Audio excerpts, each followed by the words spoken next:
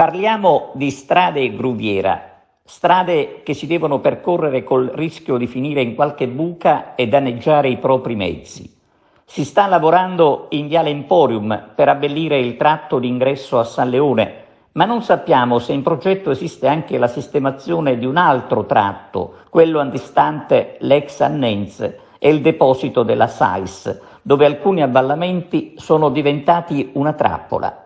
Ma è tutta la città a soffrire per la mancanza di manutenzione che fa vivere alla giornata sperando nel buon Dio.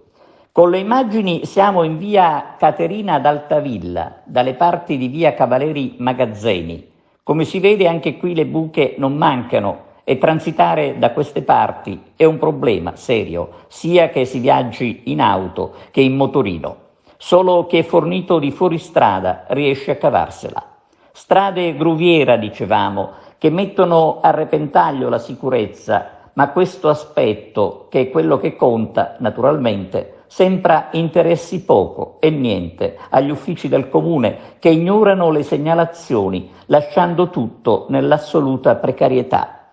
Noi rivolgiamo un invito al sindaco e all'assessore competente perché si possa quantomeno ridurre i pericoli, ricoprendo le buche e in attesa di soluzione segnalare almeno gli avvallamenti.